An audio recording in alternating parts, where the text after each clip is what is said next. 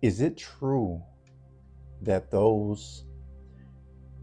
Christians or people even that get healed or God performs a miracle, something happens in their life that literally provokes something within, that literally turns on faith, a confidence, a knowing? And if you know somebody that has been healed or Jesus performed a miracle in their life, I promise you, 8 out of the 10 of those people, they'll pray differently. And when they pray, you will see results from their prayer, because they pray from a confidence and a knowing, because Jesus did it for them, knowing within their heart, because of their relationship now with Christ, that if God did it for me and healed me, touched me, saved me, redeemed me, and performed a miracle, I know he can do it for you. See, there's a faith and there's an assurance that literally comes on within the heart and the soul, believing the leading of the Spirit, that God's miracle working power is evident, real, and works. Now, you also, on the other side of the spectrum, may say, but do I have to be healed of something in order for me to see results when I pray for people to be healed? No. You simply have to confirm what is already established and written and trust God at the commission. Go ye therefore into all of the world, cast out devils, lay hands on the sick, and they shall recover. So no.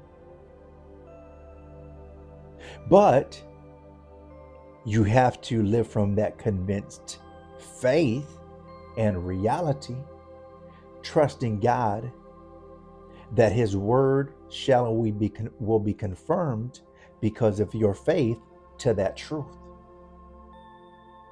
See, you're not praying hoping, you're convinced. And that's the difference, though, by those who have received a miracle. You don't got to convince them because they've already been touched themselves. That's why when they do pray, they're praying with a different perspective and mindset. They're not trying to be talked into a hope or trying to be convinced of. They already know that God done it for them and has seen already miracles happen by their hands of the Lord using them to confirm his word.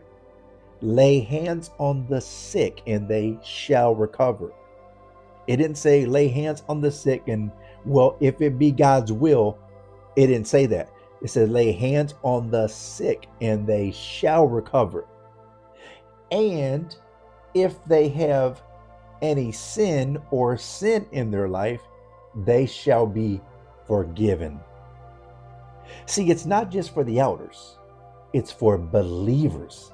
These signs shall follow those that whom believe. Believe what? Believe God at his word to confirm the truth of what we have written, which, by the way, is the thus saith the Lord. For it is written, these signs shall follow those that believe. It didn't say these signs shall follow those that hope something happened. These signs shall follow those that, well, if it be God's will. These signs shall follow those that believe.